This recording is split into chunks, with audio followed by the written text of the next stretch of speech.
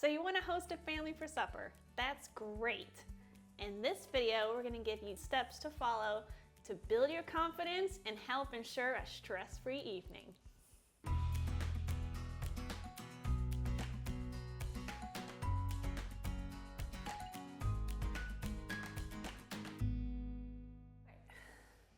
Step number 1, confirm the date, the time, and the number of guests who will be coming.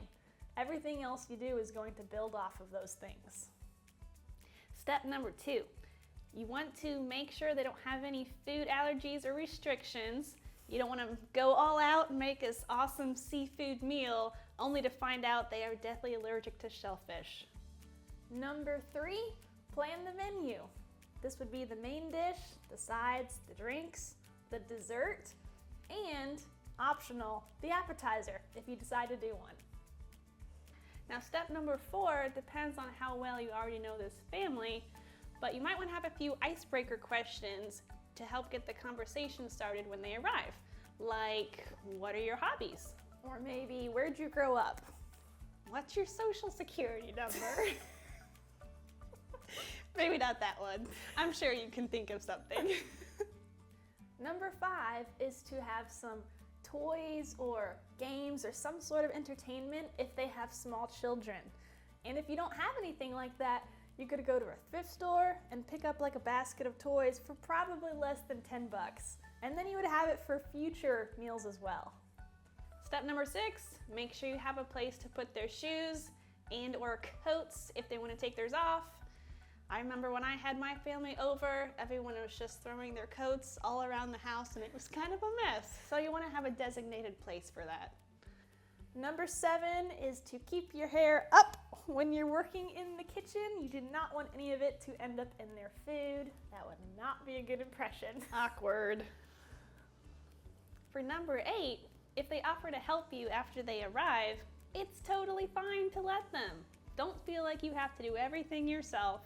And it's a great way to start interacting and make things less awkward. Get the conversation going and even get the food on the table faster. There you go.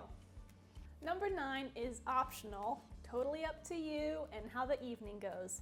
But it can be a really good idea to have some game options ready for after dinner, like cards or board games, or even outdoor games like cornhole or something like that.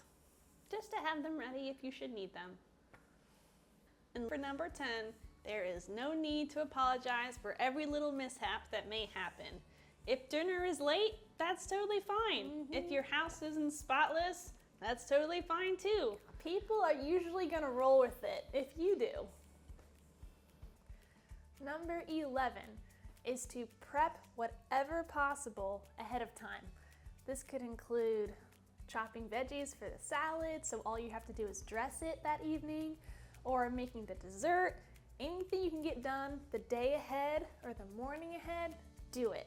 This will save you so much time and stress that it's well worth doing. We talk about this one a lot because it's probably the most important tip we could give you.